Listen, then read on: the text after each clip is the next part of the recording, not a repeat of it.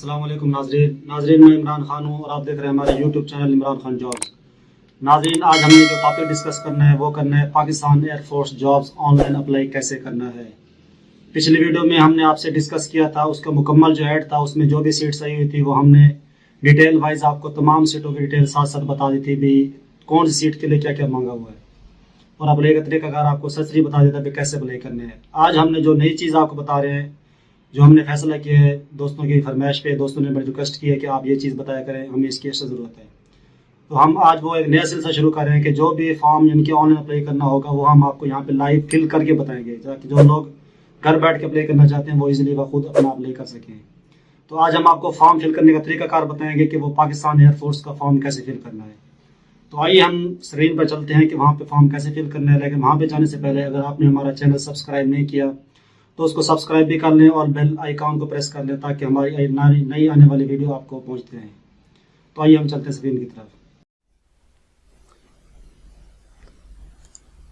تو ناظرین ہم چلتے ہیں گوگل کی طرف۔ گوگل پہ جا کے آپ نے لکھنا ہے جوائن PAF۔ جیسے اس کو انٹر کریں گے تو یہاں پہ جو ہے یہ آئے گا جوائن PAF، یہ یہاں پہ کلک کرتے ہیں ہم۔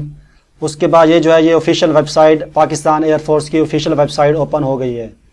یہاں سامنے جو ہے وہ ایڈ دکھا رہا ہے، یہ وہی ایڈ ہے جو ہم نے پچھلی ویڈیو میں ڈسکس کیا تھا۔ اگر آپ نے وہ ہماری ویڈیو نہیں دیکھی، آپ کو معلومات نہیں ہے ابھی کون سی سیٹ آئی ہے، ریکوائرمنٹ کیا ہے، تو سب سے پہلے ہماری پچھلی ویڈیو ہمارے چینل پہ پڑی ہوئی ہے، وہ دیکھ لیں۔ اس کے بعد پھر آپ نے اس کا اپلائی کرنے کا طریقہ کار اگلی ویڈیو میں دیکھ لینا ہے۔ تو ہم اس ایڈ کو کلوز کرتے ہیں۔ یہاں پہ ایک آپشن آ رہا ہے اپلائی آن لائن، یہاں سے کلک کر رہے ہیں، یہاں پہ آ رہا ہے کہ اپلائی آن لائن، تو ہم یہاں پہ کلک کرتے ہیں اپلائی آن لائن کے لیے۔ یہاں پہ جو ہے وہ ایک احتیاط بتا رہا ہے کہ آپ نے سب سے پہلے یہ چیز کرنا ہے، 18 سال سے کم عمر کے امیدوار یا جن کے پاس سمارٹ کارڈ نہیں ہے وہ ٹیسٹ میں شرکت کے لیے نادرا سے اپنا سمارٹ کارڈ حاصل کریں اور ٹیسٹ کی تاریخ پر اپنا نادرا سمارٹ کارڈ یا ٹوکن بما اصل بے فارم ساتھ لے کر آئیں۔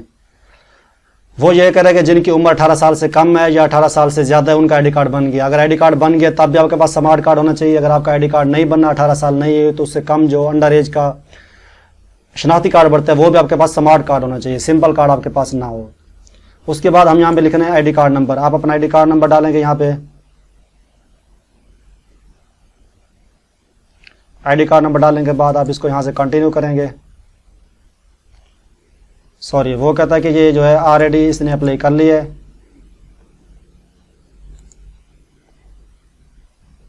ہم یہاں پہ آئی ڈی کارڈ نمبر کو چینج کر لیتے ہیں۔ اس کے بعد نیکسٹ کریں، کنٹینیو نیچے کر کے یہاں پہ کنٹینیو کریں گے۔ اب یہ ساری سیٹس یہاں پہ اوپن ہو گئی ہیں، جو سیٹس یہاں پہ آئی ہوئی ہیں وہ ساری یہاں پہ سیٹس شو ہو رہی ہیں۔ تو ہم سب سے پہلے جو ہم ایک ہی ڈسکس کرتے ہیں کیونکہ فارم فل کرنے کا طریقہ کار سب کا سیم ہے، تو ہم سب سے اوپر والی یہ جو ہے GD پائلٹ والی، اس پہ کلک کریں گے۔ یہاں پہ وہی ریکوائرمنٹ بتا رہا ہے جو میں نے آپ کے سامنے ایڈ میں ڈسکس کی تھی۔ یہاں ایج بتا رہا ہے 16 سے 23 سال ہو، پاکستانی ہو، ان میرڈ ہو، میل ہو، یہ ہائٹ بتا رہا ہے۔ اس کے بعد جو کوالیفیکیشن بتا رہا ہے کم از کم 60% نمبر ہو۔ اگر یہ آپ کے پاس چیزیں ہیں ساری تو آپ نے اپلائی پہ کلک کرنا ہے۔ جیسے ہی آپ اپلائی پہ کلک کریں گے تو آگے اس کا فارم اوپن ہو جائے گا۔ ذرا یہاں پہ نیٹ کا ایشو ہے اس لیے سلو چل رہا ہے۔ تو یہ فارم اب اوپن ہو گیا، ہم نے اس کو فل کرنا ہے۔ تو سب سے پہلے آپ نے یہاں پہ ٹیسٹ سینٹر کا سلیکشن کرنی ہے۔ ٹیسٹ سینٹر جو ہے جو آپ کو قریب لگتا ہے وہ آپ نے کر لینا ہے۔ مجھے یہاں پہ ملتان قریب لگتا ہے، میں ملتان یہاں کلک کر رہا ہوں۔ یہ جو ہے خود بخود آلریڈی سلیکٹ ہے۔ آفیسر یہاں پہ پوسٹ کا نام GD پائلٹ آلریڈی آیا ہوا ہے۔ یہاں وہ کہہ رہے ہیں کہ برائے کرم اپنا والد اور والدہ کا صحیح قومی شناختی کارڈ نمبر درج کریں، بصورت دیگر آپ کی رجسٹریشن منسوخ کر دی جائے گی۔ آئی ڈی کارڈ نمبر آپ کا آلریڈی آیا ہوا ہے، یہاں پہ آپ نے نام لکھنا ہے۔ فار ایگزامپل میرا نام ہے اکرم، ابو کا نام ہے اختر۔ یہاں پہ کہہ دیتا ہے کہ father I D card number in case of death یا اولڈ CNAC، یعنی کہ اگر آپ کے والد صاحب فوت ہو گئے ہیں یا ان کا آئی ڈی کارڈ بہت پرانا، ان کا اس کا آئی ڈی کارڈ نمبر پرانے کا I D card number change ہوتا تھا، تو پھر آپ نے جو آپ کے گارڈین ہے، آپ کی والدہ ہے یا آپ کا بھائی ہے، اس کا آئی ڈی کارڈ نمبر لکھیں گے۔ تو یہاں پہ میں آئی ڈی کارڈ نمبر ڈال دیتا ہوں سرسری طور پہ آپ کو سمجھانے کے لیے۔ یہ آئی ڈی کارڈ نمبر ڈال دے، اس کے بعد امی کا نام ڈالنا ہے۔ یہاں پہ امی کا نام فار ایگزامپل ہم ڈال لیتے ہیں اسما۔ اس کے بعد امی کا آئی ڈی کارڈ نمبر ڈالنا ہے۔ اگر امی کا آئی ڈی کارڈ نہیں ہے، ان کی ڈیتھ ہو گئی ہے، تو پھر آپ نے جو گارڈین ہے آپ کے ان کا ڈال دیں یا کسی سسٹر کا ڈال دیں۔ یہاں میں آئی ڈی کارڈ نمبر ڈال دیتا ہوں کسی کا جو میری گارڈین ہے، والدہ صاحبہ۔ اس کے بعد ڈیٹ آف برتھ ڈالنی ہے۔ ڈیٹ آف برتھ جو ہے یہاں پہ آپ کیلنڈر چوز کریں، یہاں پہ جو ہے ڈیٹ آف برتھ سلیکٹ کریں۔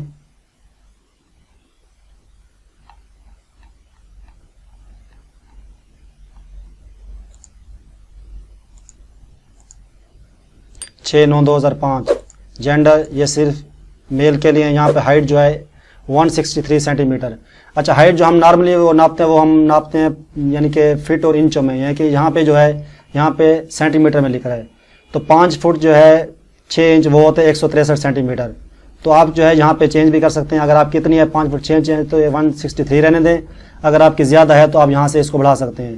اگر آپ نے فٹ کو سینٹی میٹر میں کنورٹ کرنا ہو تو آپ گوگل پہ جا کے وہاں پہ لکھیں گے فٹ ٹو سی ایم, تو وہاں پہ فٹ لکھیں گے تو سی ایم وہ خود بخود بتا دے گا.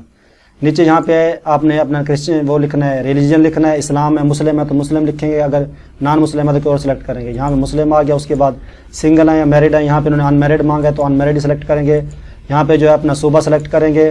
یہاں پہ جو ہے آپ کے والد صاحب کیا کرتے ہیں, آرمی سے ریٹائر ہیں, نیوی سے ریٹائر ہیں, ان میں سے کوئی نہیں ہے تو پھر آپ ادر کر دیں گے. یہاں وہ کہہ رہے ہیں پاسورڈ فار چیکنگ ریزلٹ, یعنی کہ آپ پاسورڈ وہ ڈالیں گے جب آپ کا یعنی کہ ریزلٹ آئے گا تو اس ٹائم یہ پاسورڈ آپ کو ضرورت پڑے گی. تو آپ نے یہاں پہ جو پاسورڈ ڈالنا ہے وہ آپ نے اچھی طرح یاد بھی رکھنا ہے. تو میں یہاں پہ ڈال دیتا ہوں اکرم 123. اس کے بعد آپ نے یہاں پہ صوبہ سلیکٹ کرنا ہے. صوبہ جو ہے وہ پنجاب کرتے ہیں. اس کے بعد ضلع سلیکٹ کرنا ہے. میرا ضلع جو ہے بھاولپور ہے تو میں نے بھاولپور کیا ہے. تحصیل میری جو ہے وہ بھاولپور ہے, اس میں سے کوئی اور بھی ہو سکتی ہے تو وہ میں نے وہ بھاولپور سلیکٹ کر دیا ہے. اس کے بعد وہ کہتا ہے کہ mobile number what's app number, تو واٹس ایپ نمبر نیچے دیکھیں وہ بتا رہے اس طرح لکھنا ہے. پہلے 92 لکھنا ہے, اس کے بعد آپ نے نمبر ڈالنا ہے. یہ 92 ہو گیا 30, یہ ہمارا نمبر آ گیا. اس کے بعد ایڈریس لکھنا ہے. ایڈریس میں لکھ دیتا ہوں یونی چوک بھاولپور. اگر آپ کا مستقل اور موجودہ سیم ہے تو آپ نے جو ہے کاپی کر کے اس کو نیچے پیسٹ کر دینا ہے. اس کے بعد براہ کرم OTP کے لیے درست ای میل ایڈریس فراہم کریں, یعنی کہ OTP کے لیے کوڈ کے لیے آپ کو جو ہے یہاں پہ ای میل دینی پڑے گی درست. یہاں پہ موبائل نمبر دوبارہ مانگ رہے ہیں, اگر آپ کا وہی ہے تو وہی ڈال دیں, اگر چینج کرنا چاہتے ہیں تو پھر آپ چینج بھی کر سکتے ہیں. یہاں پہ ای میل آئی ڈی ڈالنے, ای میل آئی ڈی آپ کوئی بھی ڈال سکتے ہیں. یہ ای میل آئی ڈی آ گئی ہے. اس کے بعد یہ کوالیفیکیشن میں جو ہے آپ کی انہوں نے FSC مانگی تھی. یہاں پہ FSC یہاں پہ وہ کہہ رہا ہے کہ سائنس, تو یہاں پہ سائنس ڈال دیں گے. یہاں پہ 3 کیٹیگری میں نے ایڈ یہ بتایا تھا, 3 کیٹیگری والے کر سکتے ہیں, کمپیوٹر سائنس ہو, پری میڈیکل ہو, پری انجینئرنگ ہو. پری میڈیکل میں کر دیتا ہوں, یہاں پاسنگ ایئر ڈالوں گا. پاسنگ ایئر میرا تھا 2000 فار ایگزامپل 19. اس کے بعد نمبر ڈالوں گا. نمبر میرے ہیں فار ایگزامپل 877. ٹوٹل کتنے تھے, ٹوٹل میرے نمبر تھے 1100. اس کے بعد بورڈ یا یونیورسٹی یا کالج کا نام لکھیں گے. بورڈ میرا ہے 22 بھاولپور, BISC 22, اس کا مطلب board of intermediate and secondary education. آگے آپ اپنے بورڈ کا نام لکھ دیں گے, اس ضلع کا نام لکھ دیں گے, 22 بھاولپور, 22 لاہور, 22 ملتان, جو بھی ہے. تو یہ فارم قریباً فل ہو گیا. آپ نے دوبارہ اوپر جانا ہے, یہاں سے جو ہے باری باری ایک ڈیٹا چیک کر لینا, کیونکہ اگر ایک دفعہ آپ کا فارم سبمٹ ہو گیا اس میں کوئی مسٹیک ہو گئی تو پھر اس میں ایڈیٹنگ نہیں ہوگی. ایک دفعہ فارم کو اچھی طرح چیک کرنے کے بعد دوبارہ آپ نے اینڈ میں آ جانا ہے, تو یہاں سے اس کو کلک کرنا ہے.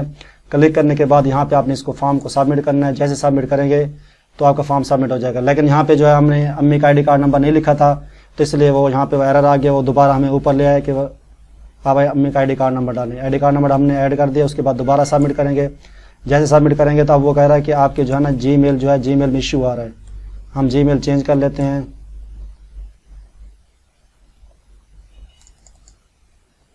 یہ جی میل ID گوگل ID آپ کی جی میل ID ہوتی ہے جو پلے اسٹور میں لگاتا ہے, یہ وہ والی جی میل ہوتی ہے. تو ہم نے جی میل لگا دی. اس کے بعد ہم سبمٹ کریں گے. تو جیسے ہم سبمٹ کریں گے تو اب ہمارا فارم جو ہے سبمٹ ہو گیا ہے. سبمٹ ہونے کے بعد آپ کے پاس یہ رول نمبر سلپ آ جائے گی. اس کے علاوہ آپ کے پاس نہ کوئی میسج آئے گا نہ کوئی سلپ آئے گی. آپ نے انتظار نہیں کرنا کہ ہمیں کوئی سلپ آئے گی یا میسج آئے گا. یہی آپ کی رول نمبر سلپ ہے. یہاں پہ آپ کا سارا ڈیٹا آ گیا ہے اور یہاں پہ آپ کی ٹیسٹ ڈیٹ 14 مارچ 2023 کو میرا ٹیسٹ ہے. ٹیسٹ کا ٹائم بھی بتایا ہوا ہے اور مجھے یہاں پہ سینٹر کا نام میں نے ملتان سلیکٹ کیا تو میرے سینٹر کا نام ملتان بھی آ گیا. اور یہاں پہ جو ہے نیچے یہاں پہ وہ ڈاکومنٹس بتا رہا ہے کہ آپ نے ڈاکومنٹس کیا کیا لے کے جانی ہے. ٹائم بہت شارٹ ہے ورنہ میں ڈیٹیل سے آپ کو بتا دیتا. 2 فوٹو ہیں اور تمام ڈاکومنٹس کی جو کاپیاں کروا کے وہ ٹیسٹ کروا کے ساتھ لے کے جانی ہے. تو امید ہے کہ آپ کو یہ ویڈیو ہماری پسند آئی ہوگی.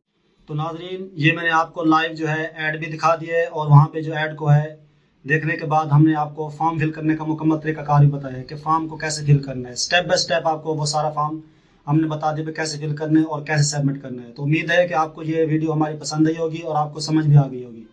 اگر ویڈیو ہماری پسند آئی ہے تو اس کو شیئر کرنا اور دوستوں کو بتانا نہ بھولیے گا تاکہ دوست بھی اس سے فائدہ اٹھا سکے. ملتے ہیں نیکسٹ ویڈیو میں, تب تک کے لیے اجازت. اوکے, اللہ حافظ.